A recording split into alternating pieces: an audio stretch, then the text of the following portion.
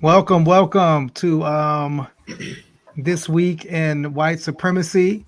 I am your host. Am I the host? Or we're all hosts, right? We're all together. We're all together, all in I together mean, now. some of us more together than others. Obviously, you all are.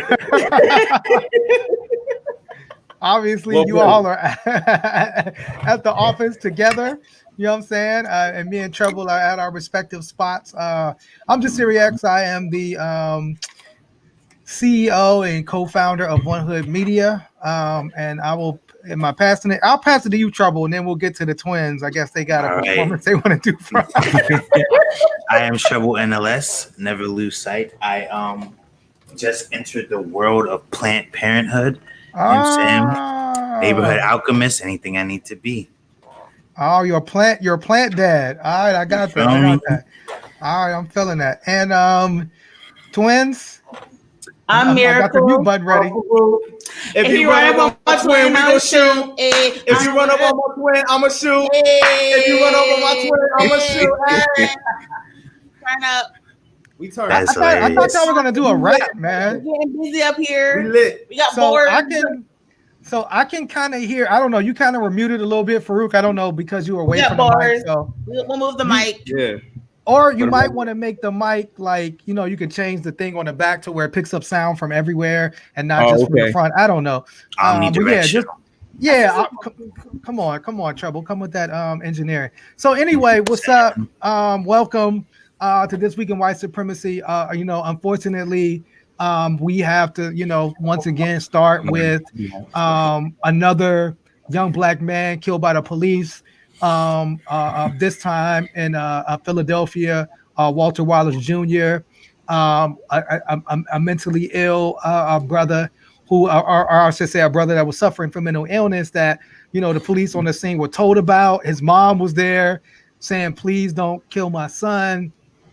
And yet the police, when it comes to black people, it seems like the police, don't want to or don't desire to basically do any type of de-escalation. And so although he only had a knife, it was the police who decided to shoot this brother down in front of his mom. And then, of course, Philadelphia, being a city of fighters, being a city of revolutionary folks, came together and took to the streets, you know what I'm saying, and protested that. So any thoughts on what happened to our brother in Philly, twins or Trouble?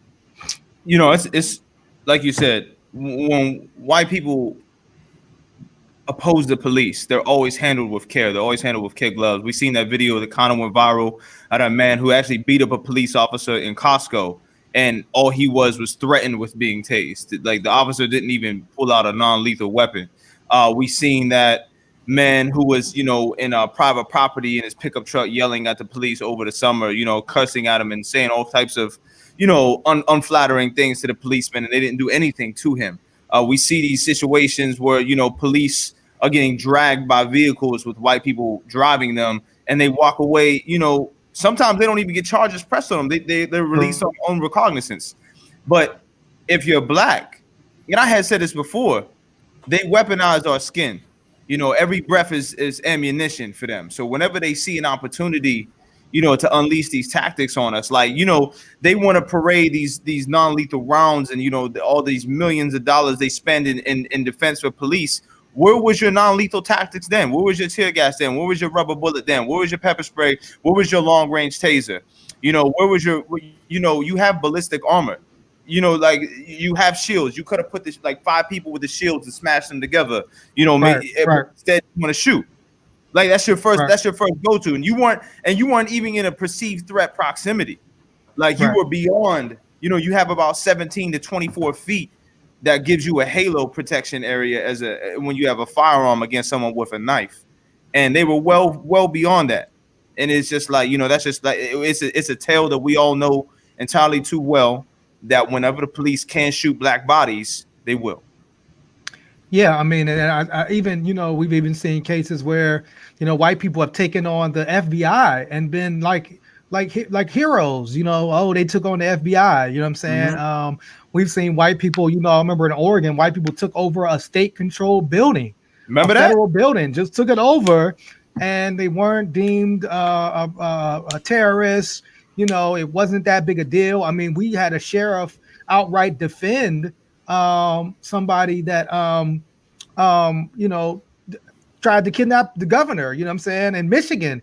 A bunch of white supremacists, and the sheriff actually came out and tried to defend them. Oh, they were making the citizens Right. I mean, Yeah.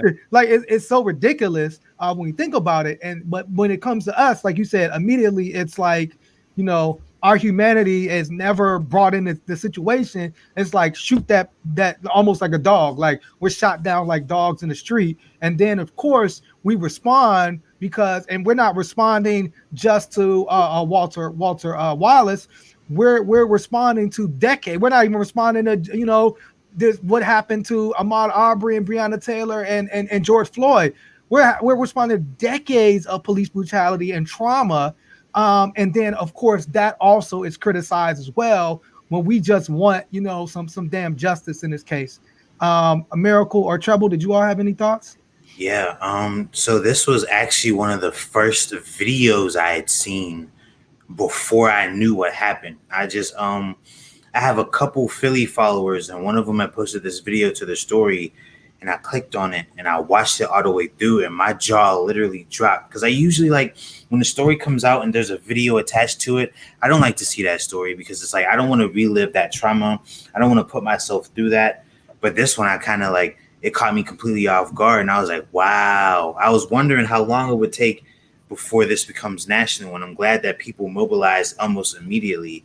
But it has me thinking, it goes to show when police officers are more afraid of a black man with a knife than they are of someone who just shot up a church or someone who just killed a bunch of elementary school students and still has the weapon on their person. You know what I'm saying? It's like, why can these people leave the crime scene when they were armed and dangerous after killing multiple people, still with their lives intact? But these black men, these black women don't kill anyone, and they can't leave the situation at all because police perceive them as more of a threat than domestic terrorists. You know what I'm saying? It's just like, it goes to show a lot just through the actions that we see on a consistent basis. Absolutely. No, that's excellent. Miracle? Yeah, I think that, first of all, you know, condolences to Walter's family. I didn't watch the video. I loved and was heartbroken that his three sons did the press conference. I love the fact that his son was talking about Black Lives Still Matter to show that the love and support that he and his family are receiving. There are no words to even talk about what happened. Like, you do everything right. You call for an ambulance, you explain the circumstances, you tell them it's a psychiatric crisis, you do what you're supposed to do, quote unquote, call the cops to protect and serve, and it still ends up in murder. And this is like unacceptable. And so I'm happy that Philly is doing what it's doing. The Homicide Law Project put out, you know, a statement calling for more support and talking about how is it that you have millions of dollars for these police officers, but really almost nothing for mental health services and social services. You know, we are in a COVID crisis, and mental health, we know, is a huge issue right now. How are we not funding these organizations to support people who are literally going through it? And last thing I'll say, whether it's Biden or anybody else, the same anger that you have to condemn these protesters and quote unquote looters, you need to have equal amounts of anger, at least bare minimum, for these officers who are literally killing folks, for these mayors who are not funding social services, for these communities who have been begging for years for support, who have been creating their own programming because there's nothing coming from these governmental institutions. Right. I don't want to hear anyone condemning looting if they're not going to be talking about what the next step is and what they're going to do to ensure people do not have to go out and loot and riot and fight tomorrow. People are doing that because at the end of the day, if we don't loot, if we don't riot, you don't pay attention. So right. I would like to see politicians and these elected officials create some policies and some changes that will make it so when I know if something happens, I have support and knowing that, okay, it's going to get handled, right? In South Carolina and Georgia, we arrest cops, but we still go out and protest, but we know at the end of the day, something is going to happen. Up here, the second home of the FOP, we don't have any support and our belief, even though Krasner is a progressive prosecutor, we're still seeing these same systems of white supremacy are preventing officers being suspended, fired, terminated, sat down, nothing. It's just trash. Yeah, I think, I mean, and you make a wonderful point, Miracle. Is like, as much as you, because somebody had made mention on Twitter that Joe Biden and Kamala Harris's statement that the condolences, I guess the condemnation of the looting and the protesters was twice as long as the condolences to Walter Weiss and the condemnation of the actual police act of killing. And just like you said, I mean, why are folks taking to the street? Why are folks doing that? Because we don't have a system in place that is going to hold the police accountable. If we knew that a police officer that killed one of us or did something to one of us would be held accountable, it wouldn't be I mean, you had a case recently in, I believe it was Waukegan, Illinois, where the police officer shot into a car.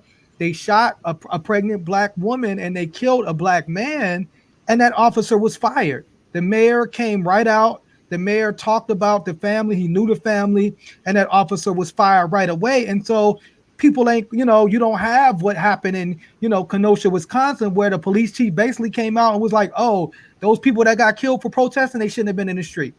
Or, here's the statement from the FOP in Philadelphia.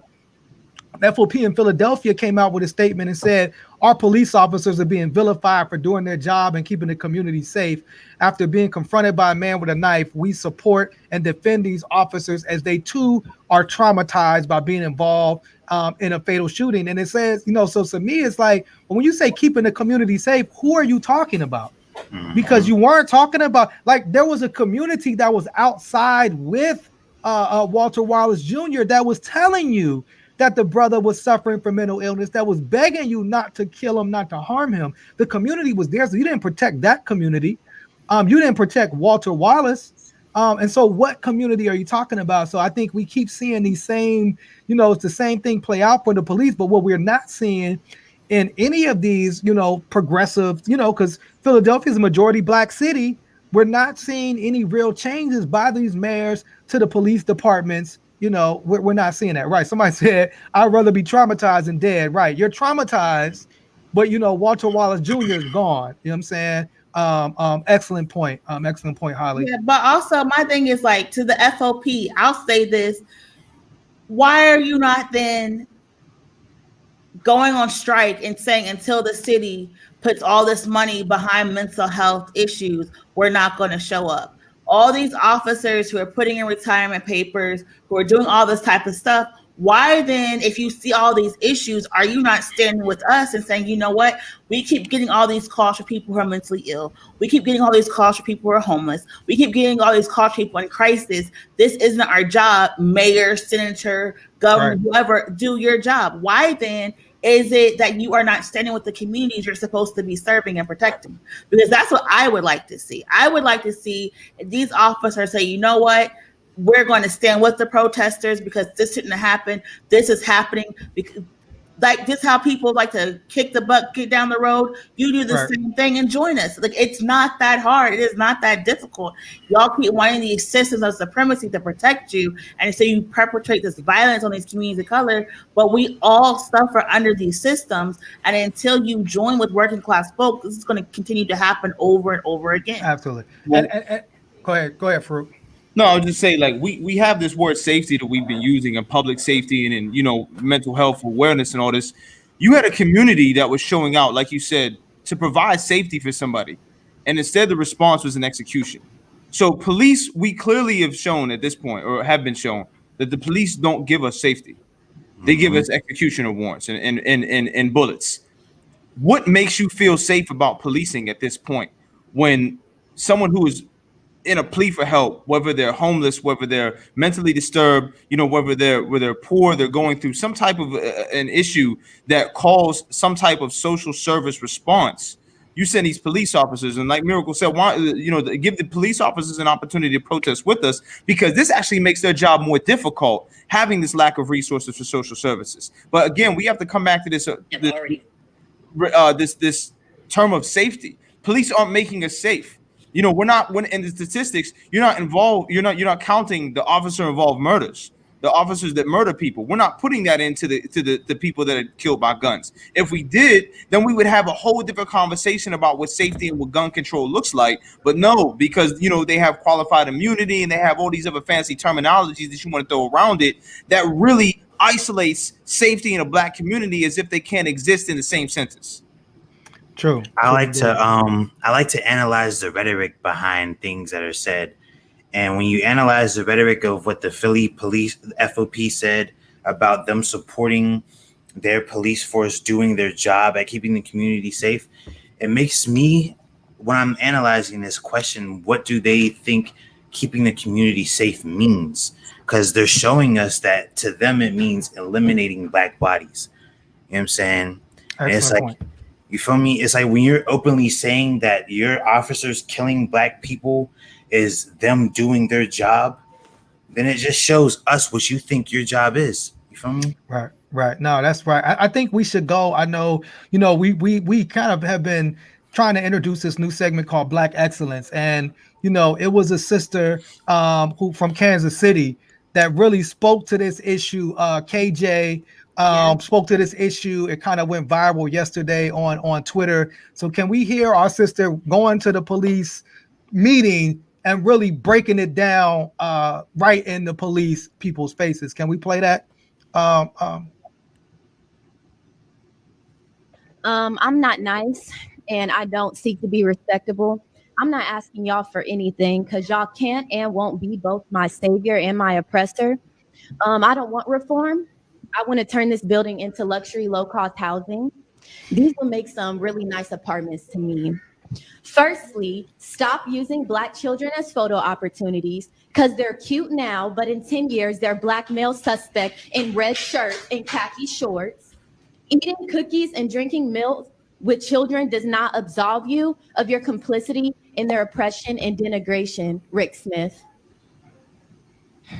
Because Kansas City will spend more on police than education and then try to encourage children to feast with their oppressors. Y'all are really weird. It's asinine to be called radical or homegrown terrorists for not wanting government employees to kill citizens in any instance.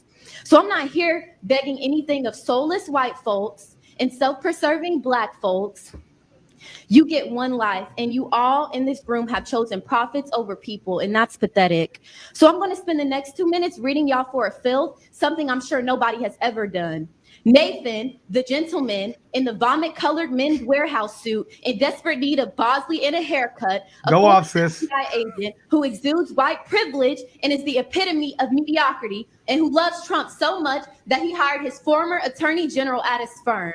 And it's so sweet because he spent most of this meeting looking away with his head in his hands. Or Mark, Pastor Mark of Victorious Life Church on 34th and Paseo, where the mission is to provide a place and opportunity to worship Jesus Christ and preach a message of hope and faith through God's holy word in the building. Meanwhile, he's subjecting Black people to terrorism and un-Christ-like behavior at the hands of KCPD outside the building.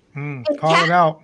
Miss, I'll get here before the other commission members, so I look as if I have empathy and I'm excited to hear what they have to say. Meanwhile, I didn't have anything else to do at 8 o'clock in the morning but be rich and white and retired, so I'm here early. Or Don, owner of Wagner Investments, Blue Notes LLC, and part owner of the Royals, another rich and white and disconnected and out of touch person with nothing but pure apathy seeping through the bulging veins of your paper-colored skin. You age like trash when you're racist and subject others to violence.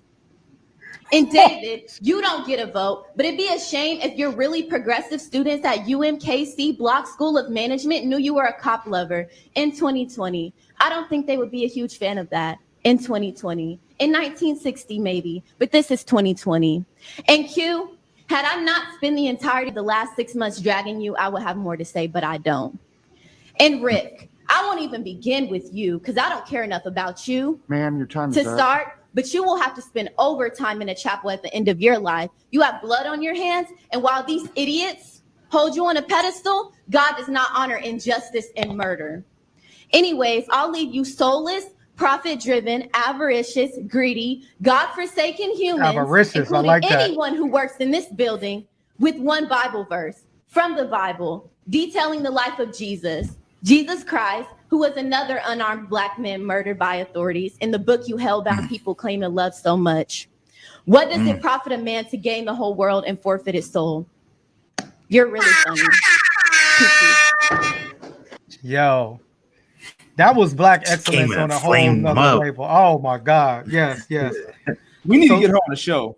Hey man, look, we need to run her. Where's she gonna run for president? She needs to we need her, man. That because be 2024, bro. But you know that kind of goes like when these white people hide behind Christianity, and they love using the Bible as a cover and as a shield and as a weapon. It's like, okay, now let's talk about it. Let's talk about you. Let's talk about your morals. Let's talk about your politics. Let's talk about your problems with religion. Because if we talking about Christianity, this ain't it, bro. This ain't it. You can't. But I mean, but that it's interesting because that's kind of what it is. It's like it's a version of Christianity that they. But really, I mean, the reality is it's not Christianity that they worship is white supremacy. You know, it's a white. It's Jesus is white, therefore I'm white, and whatever I do is deemed holy, because you can't be reading the book. You know what I'm saying? Right. I mean, you know, it's like, you know, they said Donald Trump at his rally used the song Fortunate Son. And it's like, if you listen to the words of the song Fortunate Son, it's talking all about people like Donald Trump. You know what I'm saying? And it's like, but he like you're not listening to the words, like you're hearing what you want to hear. And a lot of times these people are reading what they want to read in the Bible. You know what I'm saying? They're not embracing, they're definitely not looking at Jesus as an unarmed man of color, like she broke down. You know what I'm saying? Right. So no, you're 100% right. You know, they hiding behind it, really. That's all they, you know, like we could go into it for so long about the tactics that they use. You know, they used Christianity to separate from Martin Luther King. Like I'm not gonna go to the slave priests and, you know, not turning all that, but you know, they justified, you know, the segregation with Martin Luther King or with Malcolm and all of this. And now it's just like, you know, if Jesus was here today, he looked like me. Yeah. He looked like me or her. Yeah. And I think it goes right into, you know, because we, you know, while everybody, you know, we were looking at what happened in Philadelphia. Also, you know, the Supreme Court confirmed Amy Coney Barrett, and this is somebody who said that being called a nigger doesn't make your workplace unsafe, which is totally wild. But other things, you know, there was another case where supposedly she talked about breathing isn't a guaranteed privilege. In the case where police choked a man to death, it was like, oh, breathing isn't necessarily a guaranteed privilege. You know what I'm saying? And so I think but just like you said, this is somebody that cloaks herself in Catholicism. You know what I'm saying? You cloak yourself in religion, and I'm a mom and I've adopted these black kids, and you think that makes yourself right, but then you judge.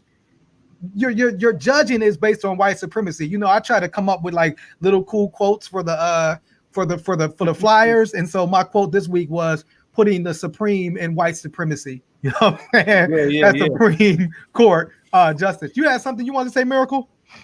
This whole situation is trash again, because, you know, I think it's very funny that how she's on the Supreme Court. She hasn't tried a case. She hasn't been in the court of law. And I was talking to my other, you know, friends. We all went to law school together. We graduated, and how people have told us for years how we couldn't have certain jobs because we didn't have the experience. How in order to even think about clerking, we had to have so many years of legal experience. In order to even get into the door, to even think about being on some of these legal communities, we needed 5, 10, 20 years of experience. And here's this woman who, solely because of her connections and her partisan politics, gets to be put on this fast track to the Supreme Court. And it's very interesting how we keep talking about how all of these people who are impacted by white supremacy, they themselves uplift white supremacy. White women are harmed by white supremacy, but have no problem weaponizing it to harm other folks. So now we were thinking abortion is going to be taken away. Gay marriage is going to be taken away. Affirmative action, to which white women are the largest benefactors, are going to be taken away. And so we are sitting there in this situation trying to be like, why is this happening? And it's because we keep having these pick-me's take on the mantle of white supremacy because they are willing to take these crumbs and scraps, when in reality, if people would just unite and work together and push for working class abolitionist principles, we would all be eating, we would all be safe, and we would all be okay. But no, here we go. It doesn't make sense to me. It feels like Donnie's out here just putting all his homies on for real. Oh, that's exactly. He's just kind of throwing out jobs like, here, you spend some time in the court here, be the Supreme Court. You know what I mean, that's what gangsters do. I mean, one of the things that they talked about was him filling all of these federal judgeships, and not one judge that he's put in there is black so far. Not one single judge. But yet you have these, black people rolling for him and capping for him and riding for him, and he can't find one of y'all. And there are black Republicans out there. There are conservative black Republican lawyers, all types of stuff. Well, Herman Cain is not. Herman Cain died for Donald Trump, but go ahead. The COVID Crusader. There are black people who are like the largest swath of black Republicans are in the South. My daddy was a black Republican, God rest his soul. Stuff happens. People make mistakes. That's not up to me to judge or not. But what I'm saying is there are plenty of people that could be in these positions of power that he does not put them in. And I do not believe in caping or muling for anyone who is not going to help support and uplift you. And the fact that all of these black people are not even requiring more of the GOP right now, it's just like heartbreaking, because this is right now your moment to basically get all of these public policy initiatives. I understand opportunity zones, but opportunity zones are only going to impact 2 or 3% of the black population. Right now is your moment to be pushing policy, to be talking to these legislators. They're not even having you in their campaign videos. They're not even having you at the campaign rallies, nothing. They keep finding the same 5 black people from rally to rally to rally. Like, yeah, you got to want more for yourself. You got to want more. The thing that kills me is like, I had a friend of mine say something to me yesterday, like Donald Trump has never openly said any derogatory remark about a slave descendant in the United States of America. And I said, you have to ask Yusuf Salaam from the Exonerated 5 how he feel about that. You're gonna have to go back and do your due diligence. These policies right now, everything that's happening right now, we're not being placed in mind. Like Miracle said, these opportunity zones, that's 2 to 3%. We're an afterthought. We're really a collateral improvement. That's really what this looks like right now. And we have a situation now where Miracle just said, my twin just said, we can demand more and see results like this right now, but instead they just happy. These niggas is happy with the scraps. And it's like, yo, I got a conversation. Like, I got a conversation with the Trump. Yeah, exactly. People. Donald Trump gave me a shout out on my mixtape. I'm good. Yeah. Kamala didn't, on Instagram. I'm good. Kamala didn't call me back, but Donald Trump's people sat down with me. And it's like, you better than that, bro. It's like, you better than that. Or maybe he's not. Maybe he's not. Maybe. Go ahead, Miracle. What'd you say? He's been leaving black people his whole life. I don't understand why y'all keep. But my thing is, you know what? Let me not be the black man hating feminist that y'all think I am. Just tell me. Let me give Cube his props for putting together a plan that he didn't write and putting it out there, but it actually demanded some type of defunding for police that actually acknowledge racial disparities. Even though the platinum plan really is like a platinum afterthought, I will give Cube props for going and saying, you know what, we need to have a conversation. Do I want more from Cube? I do. I don't like the fact that he lied and rolled out this plan like he just happened upon the Trump administration when they've been his friends for like 5 years. That's what I didn't like. However, if you want to rock with Republicans, that's your choice. Just ask more for them. I don't rock with any politician. I don't care who they are, unless I have a conversation with them about the policies that I like and where their policies align with mine. I don't care what party they are for. And so what I do not appreciate is to watch people actually talk about their free thinkers and off the plantation, but not even demanding anything from this administration. What Miracle, Miracle. See, the issue is this, Miracle, like, Donald Trump can't want more from y'all complaining black people than you want for yourself. We don't want to be, I forgot. We don't want to be successful. Yeah, black folks is man, I love my government handouts. I love my welfare. I love, I love all of this shit. Like, can you cue that Jared Kushner clip up for us, John? For those that didn't know, Jared Kushner, and what was wild is, Jared Kushner was on there talking about Ice Cube. Yeah, we sat down. I mean, and it's like they took that meeting with Ice Cube and they ran to the goal line and they dunked that football. And look, Kushner working with Ice Cube, but this is what Jared Kushner said about working with y'all black people, Miracle. Is mostly Democrat, is that President Trump's policies are the policies that can help people break out of the problems that they're complaining about, but he can't want them to be successful more than they want to be successful. And what you're seeing throughout the country now is a groundswell of support in the black community, because they're realizing that all the different bad things that the media and the Democrats have said about President Trump are not true. And so they're seeing that he's actually delivered, he's put up results, and a lot of people want to get on board to start working with President Trump, because they know that, unlike most politicians who have been in Washington for decades, who talk and say all the right things, President Trump may not always say the right things, but he does the right things. He says what's on his mind, and he gets results. And so people want results. They're tired of politicians who are promising things and not delivering. Well, he does say what?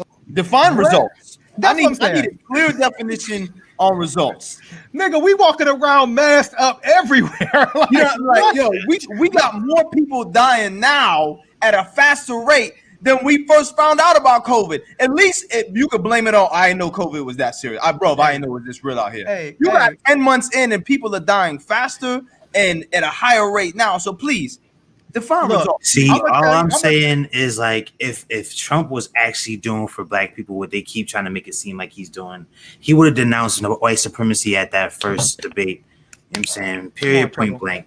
Come on, period, point straight blank. Like that. Period, point blank. And then this is the wild part. I was at the doctor yesterday, and before I let you go, Miracle, and this dude actually told me we might have to shut down again. Like, he was like, "Yo, like, do this quick. If you're gonna do this physical therapy, do this quick, because the way the COVID rates are rising, plus flu season." He was like, we may be in a situation very soon where we're gonna have to shut down. I was like, wait, what? That's your boy, Miracle.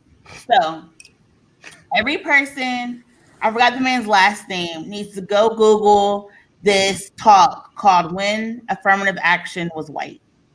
You need to read it, because y'all keep talking about these Democrat-run cities, which y'all forget to and fail to understand. We here to remind you of that shit, though. These Democrat cities also have suffered from redlining, lead poisoning, because of conservative administrations that withhold federal funding. And if you were paying attention to the last debate, Trump actually said these are Democrat cities and Democrat areas that want this COVID support. So I am not going to pass this COVID bill. What he said. It's going to support these Democrat cities. Hablo esa mierda ahora.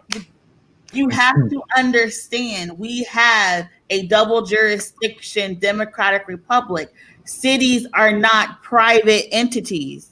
Right. And so therefore the support and funding, the support and funding, it is determined upon a multi-level government of federal, local, and state support.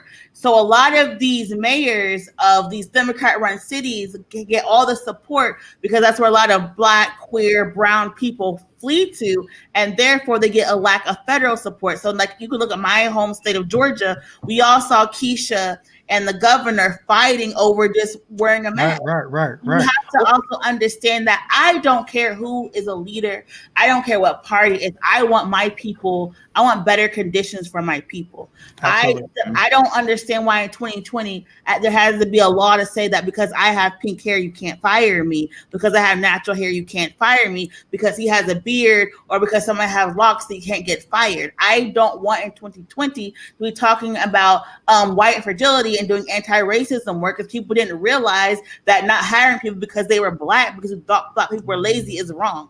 This is where we are in 2020. But, entonces, estoy aquí. Here we are. And it's just like, first off, yeah. But I would want to say, just to touch on what you said, Miracle, about cities. I mean, we experienced that in Pennsylvania. Our state legislature is Republican run. Mm-hmm. Although we have a Democratic mayor for whatever that means, with a Democratic governor, we still have a state legislature that we can't get certain things passed because it's controlled by Republicans. And so it's not just a singular thing. And so thank you for making that point. Farouk, is it, what we doing? You had something you say? I mean, you laughing? I know we were saying, we're just here winning. Are we going to what the fuck did Trump do now? Is that? I mean, it's that time. It's that time for what the fuck did Trump do now? See, this is what's funny to me is that when you press this man, he literally takes his ball and goes home. He takes his ball. He pouts. He says, "You didn't ask Joe Biden these tough questions." It's like, my nigga, that's what the press does. They ask tough. You're the president. You're the president. They're gonna ask you all the questions. All the questions gotta come to you. You. Joe Biden's not president, my nigga. Play the clip, someone please. Jeez. John, can you play Donald Trump walking out of the 60 Minutes interview where he was pressed by Leslie Stahl on some tough questions, and Trump, decided to take his ball and go home? Can you cue that up for us, John? This nigga pouted, bro. He threw a tantrum. I think yeah. You're planning to leave thousands of people stranded in Omaha. There's only so much patience you can have. That was wow. I mean, I don't know if you okay. We're gonna see Trump walking out. Why did Trump? Because he was hurt, his feelings was hurt. All right, let's watch. Do you think that your tweets and your name calling are turning people off? No, I think I wouldn't be here if I didn't have social media. But the media is fake. And frankly, if I didn't have social media, I'd have no way of getting out my voice. Do you know what you told me a long time lied ago on when social I media asked all the why time. you keep saying fake media? Yeah. You said to me, I say that because I need to discredit you so that when you say negative things about me, no one will believe you. I don't have to discredit you. But that's what you told me. You've discredited yourself. I didn't want to have this kind of angry. Of course you did. No, I didn't. Of course you did. No, I didn't. Well, then you brought up a lot of subjects that I said I'm going to ask you brought tough up. questions. They were inappropriately brought up right from the beginning. No, your first question was, this is going to be tough questions. Why? You don't ask Joe Biden. I saw your interview with Joe, the interview with Joe Biden. I never did a Joe Biden interview. The interview, 60 Minutes. I see Joe Biden giving softball after softball. I've seen all of his interviews. He's never been asked a question that's hard. This isn't going in. Forget him for a minute. No, but you start with me. You're president. Excuse me, Leslie, you started with me. Your first statement was, are you ready for tough questions? Are you? That's no way to talk. There's no way to talk. Leslie, one second. At this point, one of our producers interrupted to advise about the time remaining in the interview. I think we have enough of an interview here. He was like, yeah, that's it. That's it. Enough. You ain't gonna pick on me no more. Let's go meet for 2 seconds, okay? Thanks. I'll see you in a little while. Thanks. Why'd he get up like that? White women upholding the patriarchy. Yeah. I told you I didn't want to have this aggressive conversation. I'm over here because I really believe the media wants Trump to win because that's ratings. That's ratings goal. They don't care about. I still don't think he's losing this election. I think he's going to win by a landslide. I think he wins by a monument. Hey.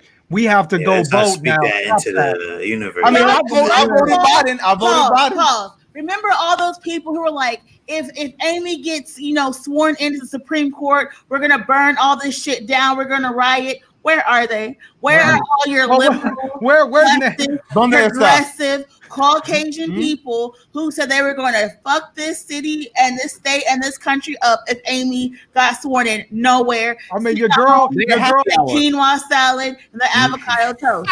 Your girl, hold on, Miracle. No, those are the people that are going to save us. They're going to go vote when it's cold. No, they could barely stand out in Omaha. First of all, crying because they couldn't get a bus. But they're going to vote for me and my freedom. No, I was going to say Nancy Pelosi also was talking about she had arrows in the quiver and she was silent as hell. Nancy. The wants Trump in there. Like, that's the thing. Like, they because you think about all the benefits right now of having Trump in office. If you're on that side of the ball, right, he makes up the majority of the country. Like, he makes up, especially with the way that your democratic your government is aligned. Yeah, right? Bro. The billionaires. I mean, billionaires have made so much money off this pandemic. I mean, so the billionaires are getting richer and richer. Taxes are lower and lower. So they rolling with Trump. So you're 100% right. I believe you. You know what I'm saying? Yeah. The billionaires are running with Trump. The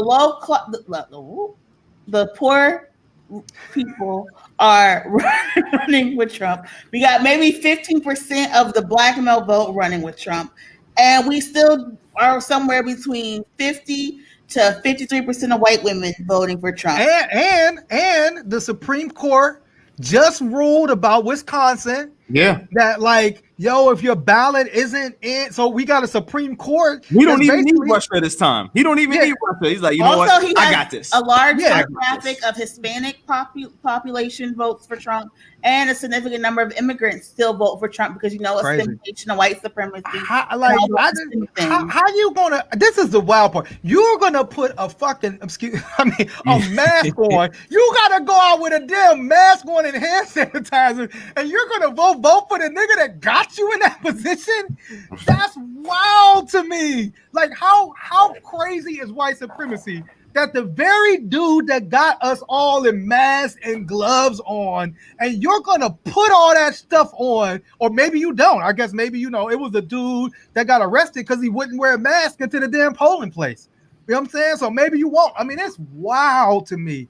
This is wild, man. This is when us as non-Americans look at Americans and laugh. This is why.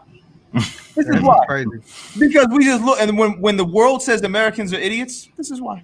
Yeah, I mean, and then we had the story came out that Jared Kushner was doing an interview and said Trump took America back from the doctors. What does that even mean? This was in April, but it means that he was like, yo, I'm not listening to you doctors. This is why we got 300,000 COVID cases right now. Poppycock.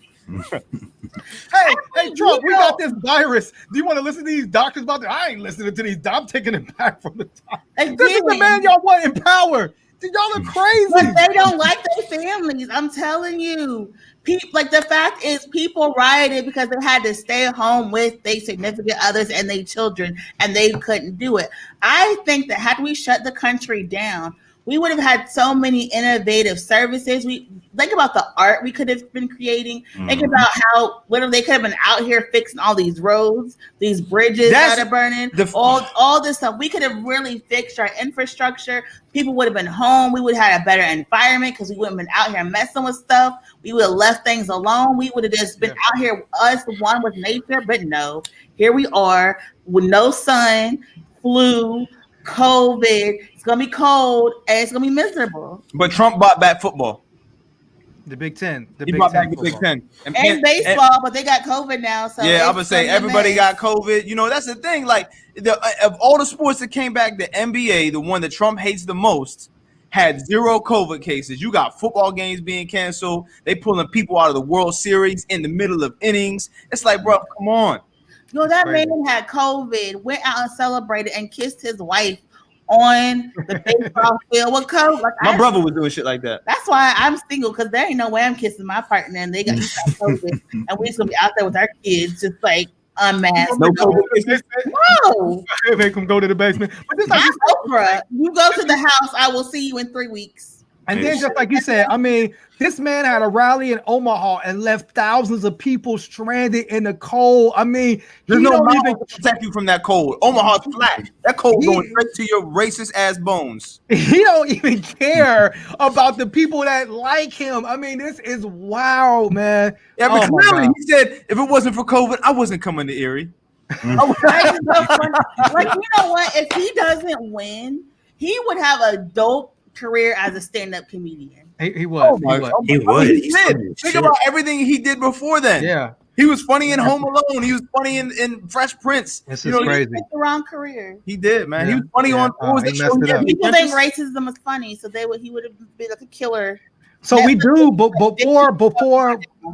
before we go into, and of course, you know, our call to action is vote. If you have not voted, if you got a mail-in ballot, don't mail it in. This is the Supreme Court might not count it. I mean, you got to walk that ballot into the polling place, and then we got to go. If you have not voted, you got to go vote on November 3rd. But we do have. We'll be at the polls voting. Yes, we'll be at the polls. We'll have food for you. We'll have entertainment for you. We're gonna get it down. Don't say that. That was a joke. It was a joke. But we do have some Pittsburgh stuff that we got to talk about because some disclaimer: this is not personal. Oh no! This is because we found out that these 100% is this 100% personal. These men that own this damn gas station. Now, last year, a video went viral, and and it was one of them videos. I kind of got set up like trouble. I don't watch these videos no more, but I didn't know what it was. I'm watching this video. These Indian dudes whooping on these black girls, right? And so, a shout out to the folks that organized, Amber Sloan, Nikki Joe, all the folks that came together. Who? Amber Sloan. Amber Sloan. Oh, I thought you said something. I'm talking about the organizers that organized to shut the gas station down. However, those men were charged, I guess they were found guilty of harassment and given a $300 fine. I wiped my ass at $300. A $300. I'm just saying, like, think about. I mean, they beat these black women on videotape. And then, so now, if we take the law in our hands, we wrong, right? That's what I'm saying. Grabbing their hair. Now, if we go take matters in our own hands, we wrong, right? But you're gonna charge these dudes with $300 for we're not having that in 2020. And you want to walk for hope? Where? Right. And what are you doing with this walk for hope, bro? We hope that you'll start treating black women better. Right. Or you want to have a fake they want to have a unity march, the police and the mayor. Unity with who, my nigga? Like, who are you? Because it's not with us. Like, first of all, it's wild to me that you're gonna sit up and criticize protesters for damn near 3 months. You know what I'm saying? It was this is how out of touch Peduto. We know when Peduto saw the video of Trump leaving the interview, he actually tweeted like, "Wow, if I did that, Siri coming for me on Twitter." Right. Everybody would be coming for you. You did do that, Peduto. People were actually on your porch trying to have a conversation with you, and you got up and went into your home and locked the damn door. Come on, bro. You did do that. But after criticizing protesters for 3 months, now you want to do a march? And now we marching with the police, and we're in unity with who, how, where, and when. And also when it's cold. Like that's a whole nother thing. It's like, they don't want no black people around these things, right? Because we would have did this shit in the summer.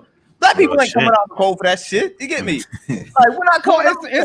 It's some black pastors that's leading the way. I don't want to hear that shit. I don't want to hear that shit at all. I mean, and we just had. Yeah, they're gonna give us thoughts and prayers. That's what they're gonna give us. Right. Well, we just had. My nigga. Supposedly, it was a unity walk in Homewood. Do you want to play that?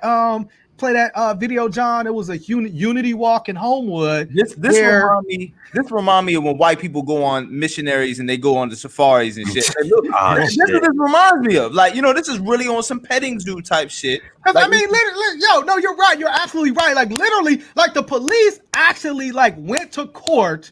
So they didn't have to live in the city of Pittsburgh. Like, they actually was like, yo, that why do I have to live with these niggas if I'm gonna be fucking these niggas 100%. Up? Now you want to do a unity walk through the community in Homewood. You know what I'm saying? I mean, yo, it's bananas, I love shout out to Operation Better Block. This is not like a personal diss. What I would have appreciated if we're going to do are we giving people in Homewood immunity from being arrested? Are we saying that these police officers are going to be walking to these neighborhoods? They're not allowed to arrest or cite folks, or are we doing brutalize us?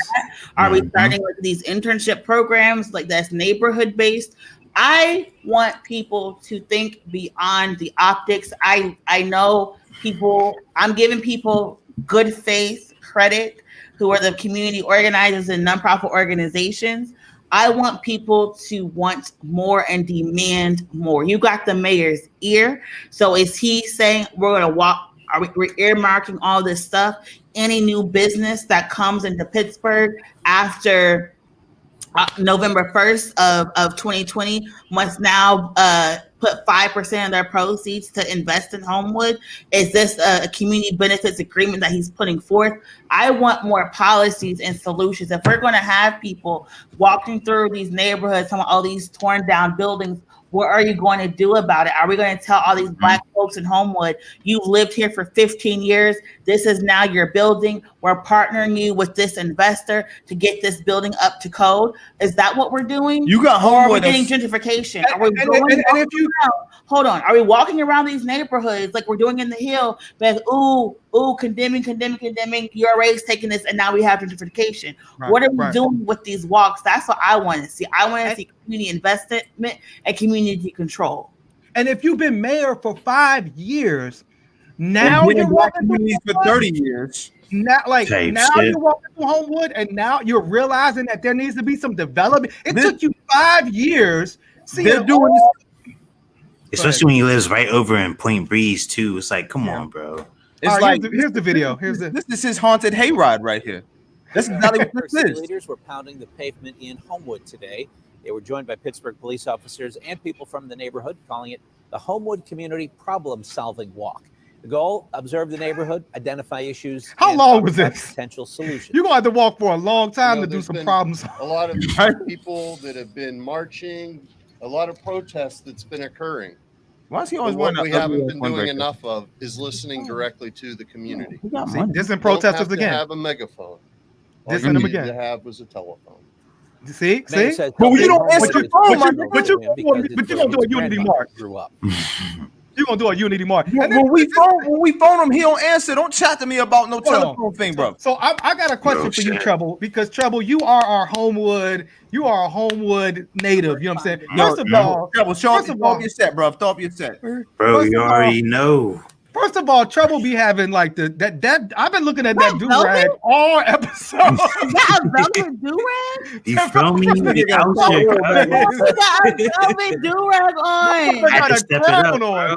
He got a crown. He got a do-rag crown on. I was like, Treble, I was trying to talk about it, but we kept going through it. I was like, Treble's do-rag is crazy. But look, so now tell me this, Treble. Now here you see a bunch of white people walking, or a bunch of people, a solution walk through Homewood, but it's with a bunch of cops and a bunch of reporters and cameras.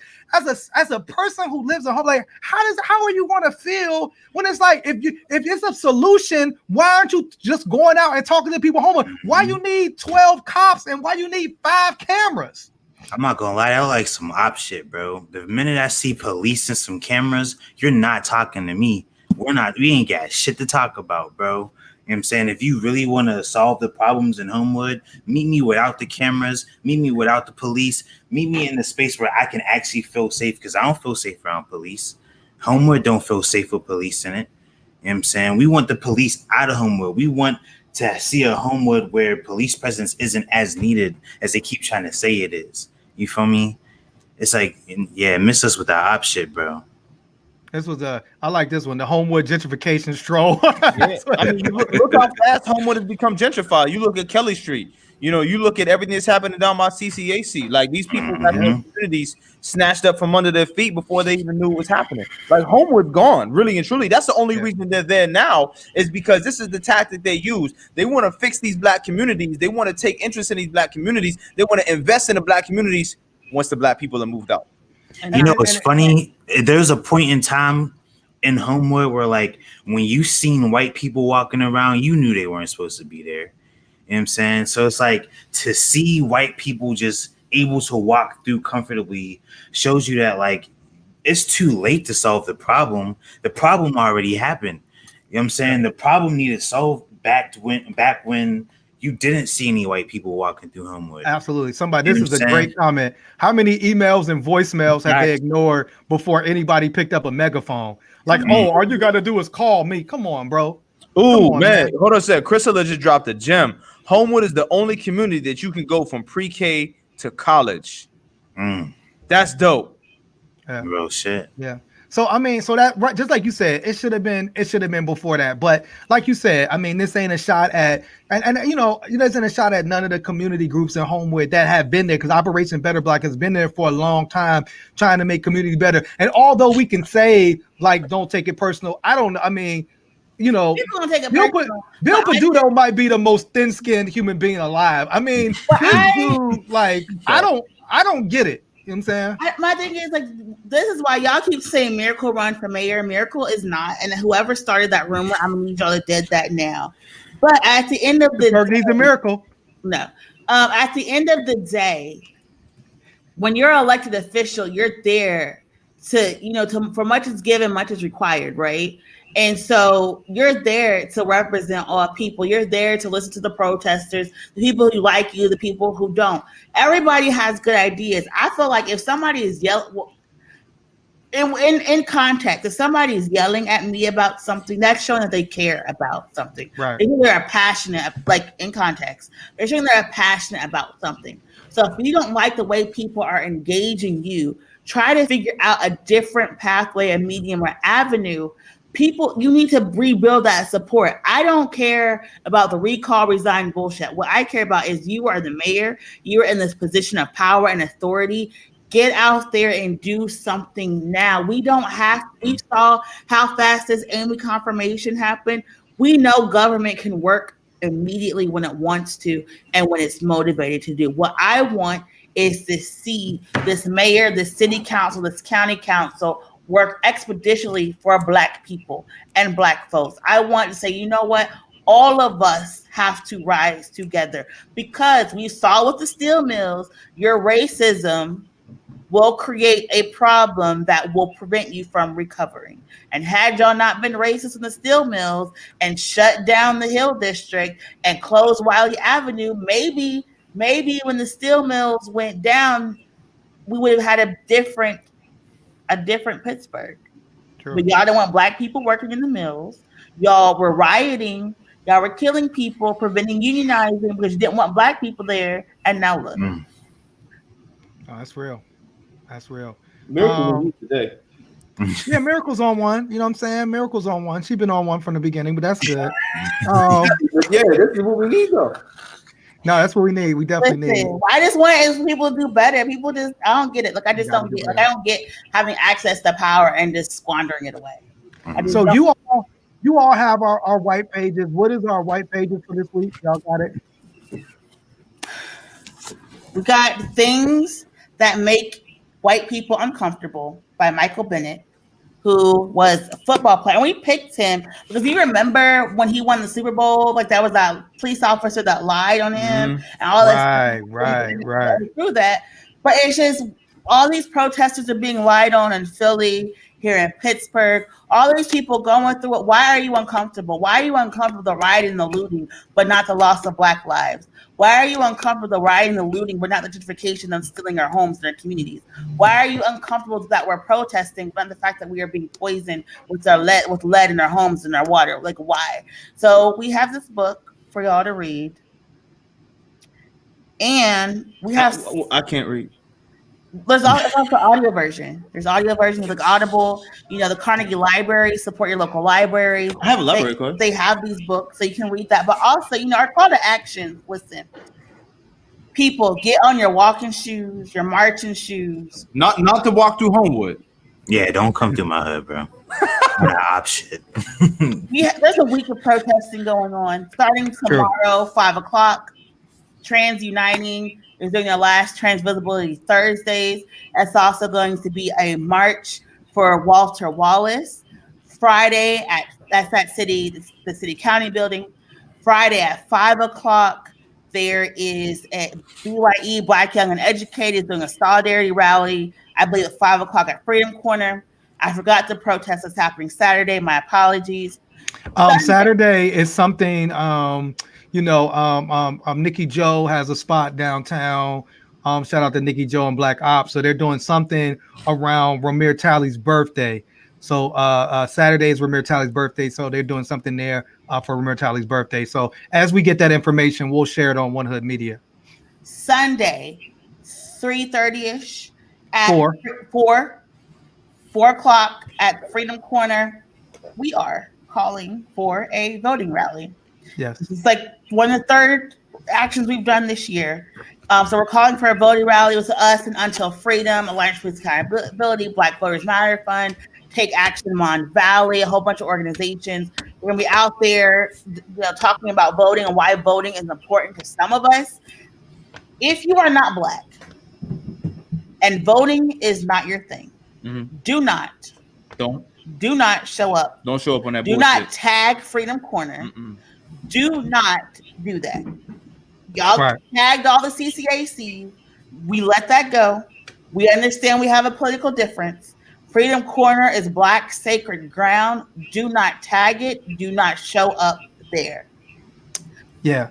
And so shout out to Until Freedom, Until Freedom, which is, Tamika Mallory, Linda, My Son, Traded Truth. They're on a state of emergency tour around the country. They'll be in Philadelphia this weekend, and they're pulling up to Pittsburgh November 1st. And so, we're doing it in solidarity with them, as well as, like you said, Alliance for Police Accountability, Black Voters Matter Fund, APA. We're going to have food out there. We're going to have music out there. We're going to have solidarity. We made it at 4, so you can watch the Steelers and come out and kick it with us. You know what I'm saying? Even though you should be boycotting them because you're supposed to be with Cat, but it's okay. Violence.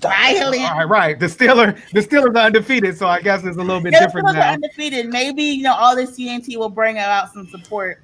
Absolutely. I've always said that the Steelers are the only thing that keeps the city from going into a civil war. I've always thought that, like, if the Steelers were terrible, that there's no, because the Steelers are the most common ground for unification amongst Black and white people in the city. Like, if we had an 0-6 season right now, with compounded on top of all the social issues, we might have Is that a Falcons? Was that a Falcons, dig right there? No, because we 0-6. No, I thought the Falcons won a game. I'm sorry, but I mean, it's still, you just threw off my point.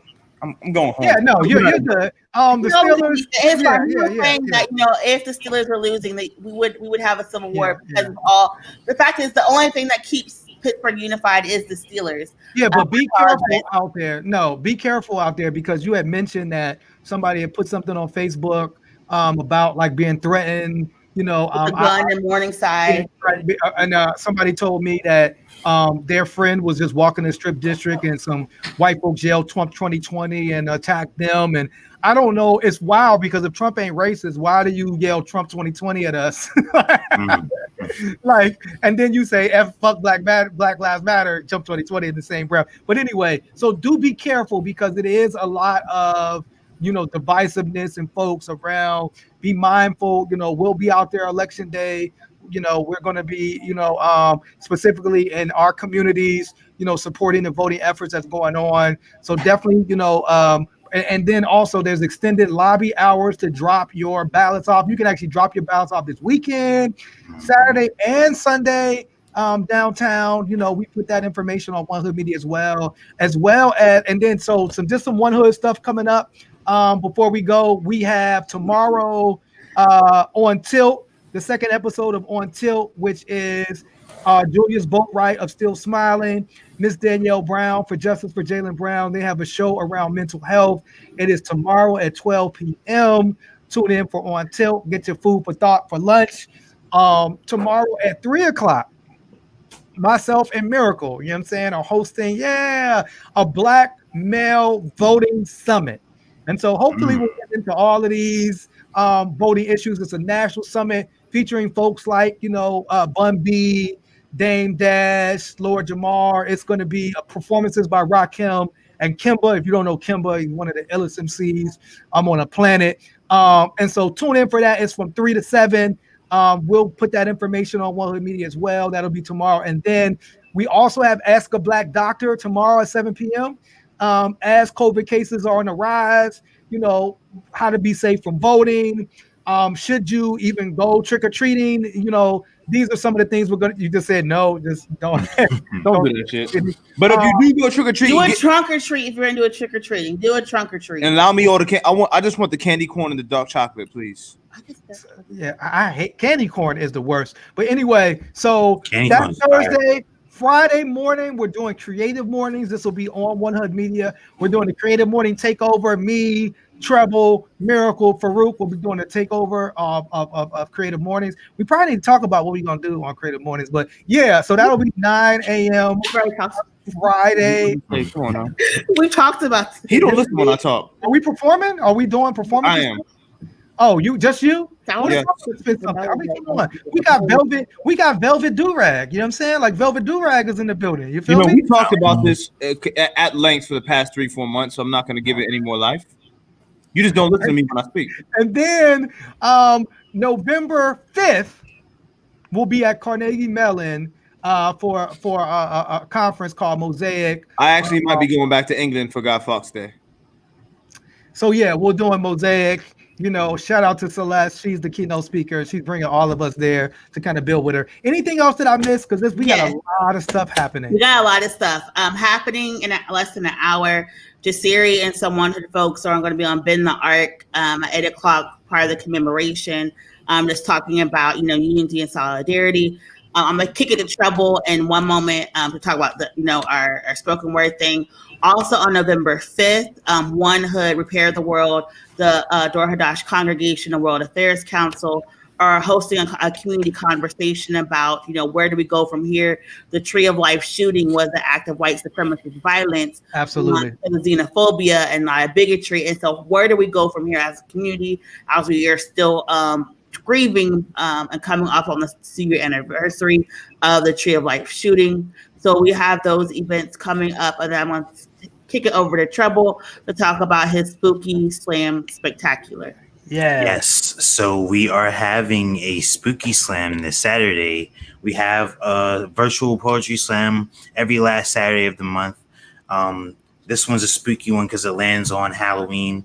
We're going to have a costume contest for the participants. It's not too late to participate. If you would like to sign up as a poet, you just email Shaheem@onehood.org with your name, your stage name, and your social media handles. And if you need me to spell that, it's SHYHEIM@onehood.org. We'll get you signed up. We'll get you in there. You have a chance at winning $250, $150, or $50, $100 if you bring a costume.